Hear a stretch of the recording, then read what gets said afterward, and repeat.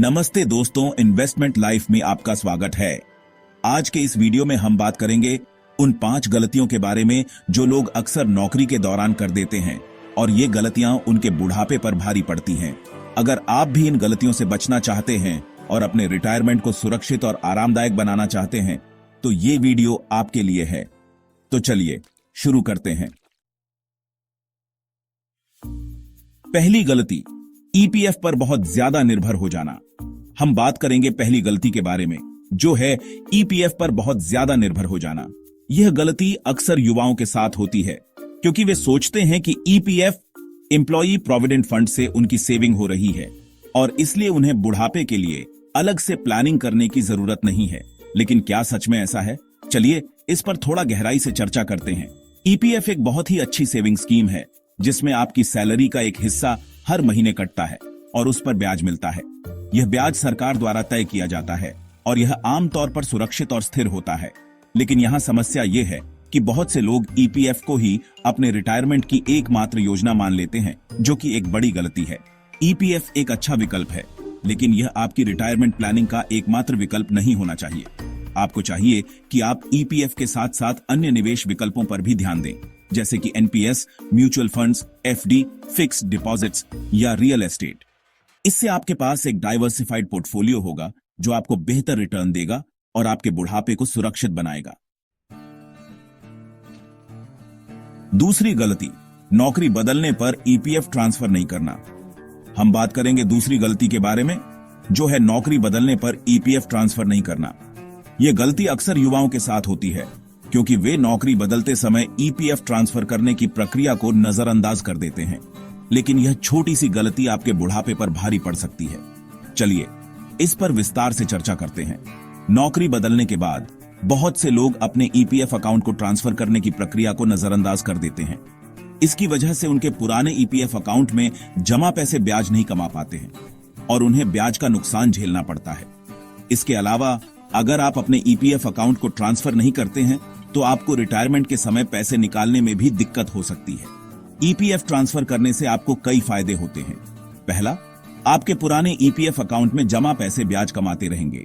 दूसरा, आपको रिटायरमेंट के समय पैसे निकालने में कोई दिक्कत नहीं होगी। तीसरा, आपके सभी ईपीएफ अकाउंट एक जगह पर होंगे, जिससे आपको अपने निवेश का ट्रैक रखने में आसानी होगी। तीसरी गलती, देर से सेविंग शुरू करना। दोस्तों, आज हम बात करेंगे तीसरी गलती के बारे में, जो है देर से सेविंग शुरू करना। यह गलती अक्सर युवाओं के साथ होती है क्योंकि वे सोचते हैं कि अभी से रिटायरमेंट के लिए पैसे क्या बचाना, बाद में पैसे बचा लेंगे।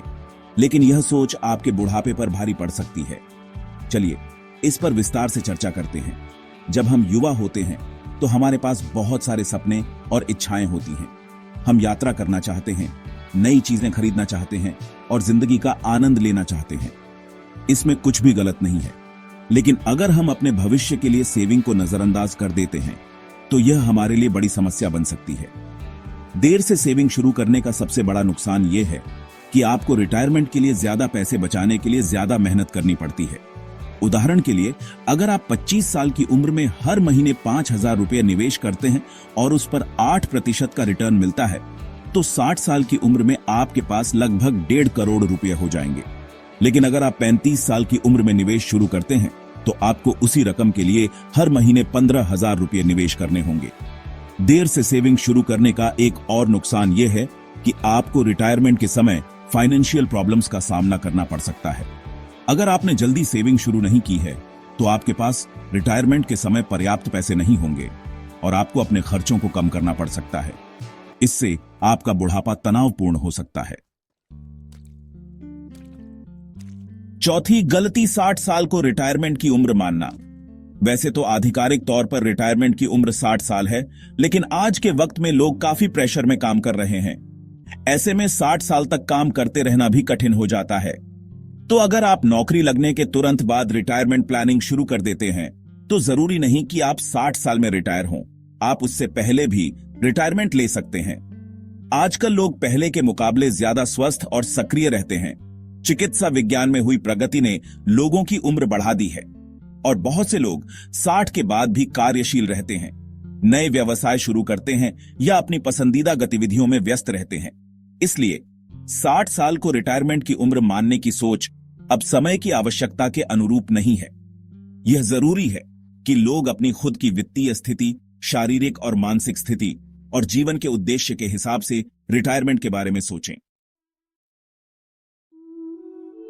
5वीं गलती, महंगाई को नजरअंदाज करना।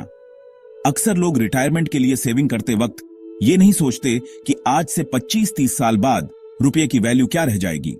वह रिटायरमेंट प्लानिंग करते वक्त महंगाई को नजरअंदाज कर देते हैं और अभी के हिसाब से पैसे निवेश करने लगते हैं। ऐसे में वह रिटायरमेंट पर जो पेंशन पाते हैं वह काफी कम होती है, जिससे उनके खर्चे भी ठीक से पूरे नहीं हो पाते हैं। महंगाई को ध्यान में रखकर योजना बनाना, महंगाई दर का अनुमान लगाना। जब आप रिटायरमेंट के लिए योजना बना रहे हो तो महंगाई दर का अनुमान लगाना महत्वपूर्ण है। उदाहरण के लिए, अगर महंगाई दर 6% है तो 10 साल बाद 100 रुपये की चीज 169 रुपये की हो सकती है। निवेश योजनाओं का चयन, महंगाई से बचने के लिए ऐसे निवेश विकल्प चुनना महत्वपूर्ण है जो महंगाई दर से ऊपर रिटर्न दे सकें, जैसे कि इक्विटी, रियल एस्टेट, गोल्ड या अन्य उच्च रिटर्न वाले निवेश।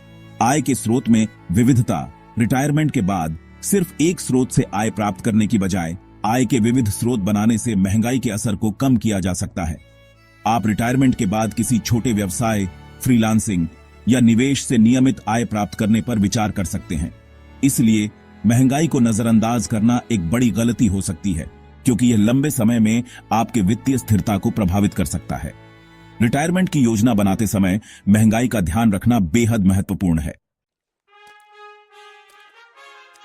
तो दोस्तों, ये थी वो 5 गलतियां जो लोग अक्सर नौकरी के दौरान कर देते हैं और जो उनके बुढ़ापे पर भारी पड़ती हैं। अगर आप इन गलतियों से बचना चाहते हैं तो आज से ही अपने रिटायरमेंट प्लानिंग पर ध्यान देना शुरू कर दें। अगर आपको ये वीडियो पसंद आया हो तो इसे लाइक और शेयर करें और हमारे चैनल को सब्सक्राइब करना ना भूलें। धन्यवाद।